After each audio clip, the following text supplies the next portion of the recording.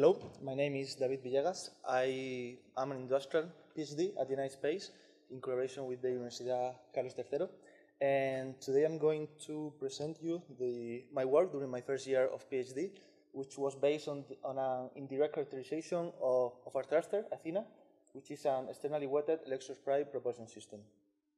So just a brief introduction on electrospray. It works by the extraction and acceleration of ions from an electrified liquid. We have, this is the pointer.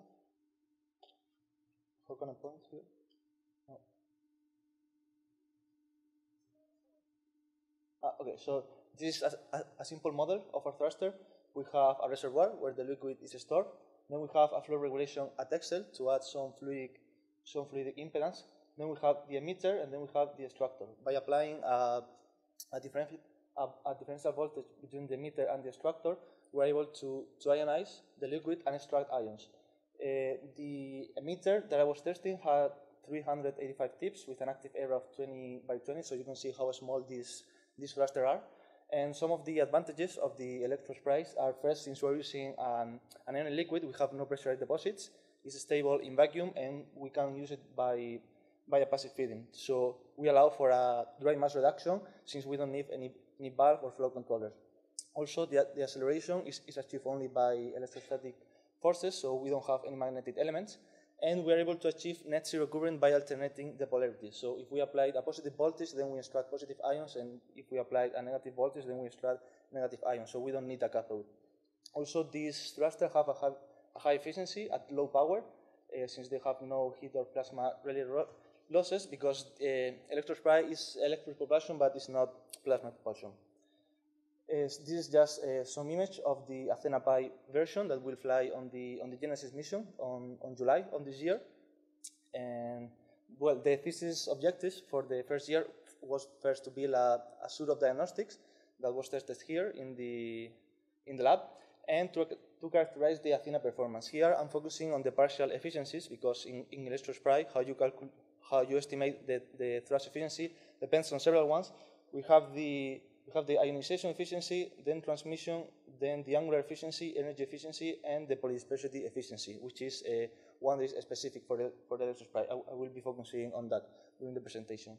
And from that, I can obtain the propulsive performance, so thrust, a specific impulse, and so on. And I will analyze this effect with the operating voltage. So this is the diagnostic setup that I tested. We have a rotational stage where the mounted is mounted there. Then we have on the left a Faraday cap, on the right RPA, and then we have the electrostatic gate of a time-of-flight spectrometer. All these tests, they are done in the same vacuum, so I don't have to break vacuum. All the tests can be done sequentially. And just focusing a little bit more on each of the diagnostics, the Faraday probe, with the rotational stage, if we switch from minus 90 to 90 degrees, then we're able to obtain the beam divergence, the central thrust angle, and the angular efficiency. The RPA has a similar design, but we have a bias cap that will be doing the RPA sweep. And from here, we can obtain the ion beam energy distribution and the energy efficiency. And the time of flight, which is composed of the electrostatic gate that we have here and the collector at the end of the tube. So when we apply a really fast high voltage pulse to the electrostatic gate, we're able to deflect the plume. So we will collect only the ions that have passed already the gate. Since in electrospray we have different molecules inside the plume and they have different masses, they will arrive at different times at the collector. So we can see at which times and what amount of each of these molecules are arriving. So we can obtain the ion beam composition, from which we obtain the polydispersity efficiency, and we can also get the performance parameter. To drive this electrostatic gate, I built a high voltage pulse generator. Here we have an image of the PCB. It has a 5-volt inputs and is able to output a differential high voltage pulse of plus minus 1.5 kilovolts. Well, actually, it's variable from 0 to 1.5 with a rise time of less than 200 nanoseconds. So going to the results, the thruster was operated using a propellant which is called MIM, which has a really weird name. And then it was operated on the positive polarity for 250 milliseconds, and then the negative polarity is run as long to compensate for the current. So we obtain a total net zero current. The measurements were done at different voltages, from 1100 to 1500 in a step of 100. And here we have some values for the emitted current at the different voltages.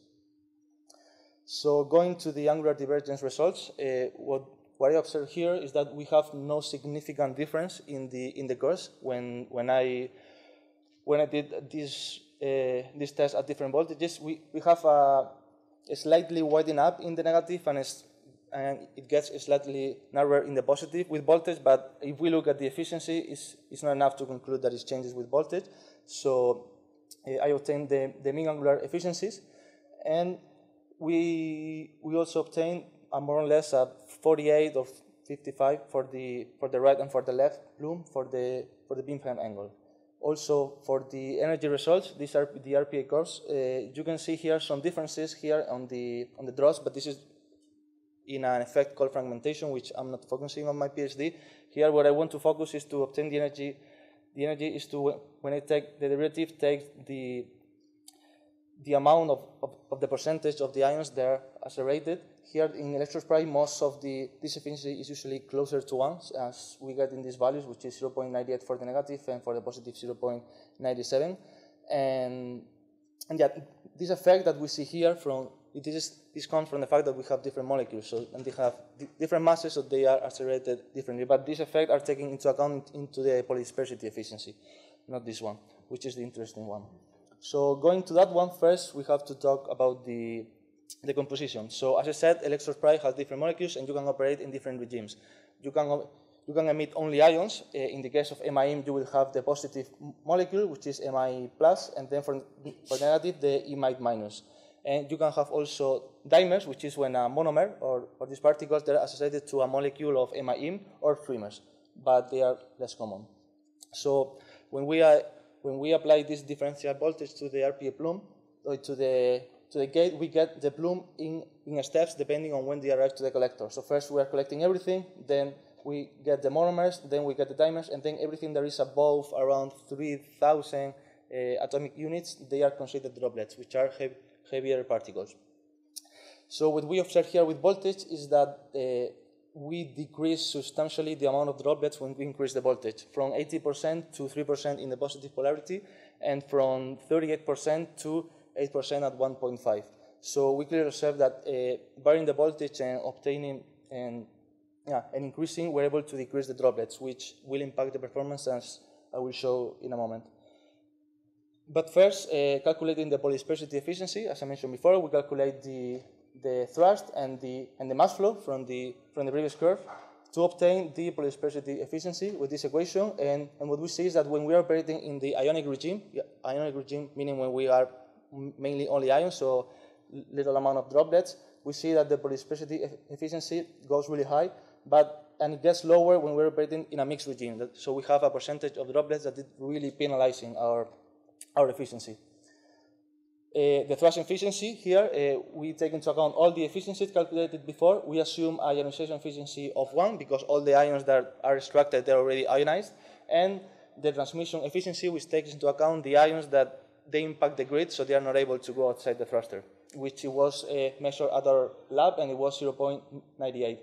This yields this curve of thrust efficiency versus voltage. And even though you might think maybe at 1.3 has a lower efficiency, which is around 0.28, if you look at the power, you have 0.28 thrust efficiency at 0.4 watts, which for such a low power is a really good result. If we go to 1.55, which is closer to the ionic regime, we see that we get 0.5 thrust efficiency for a 0.8 watt system. So going to the propulsive performance, I plot here the thrust and the specific impulse versus voltage.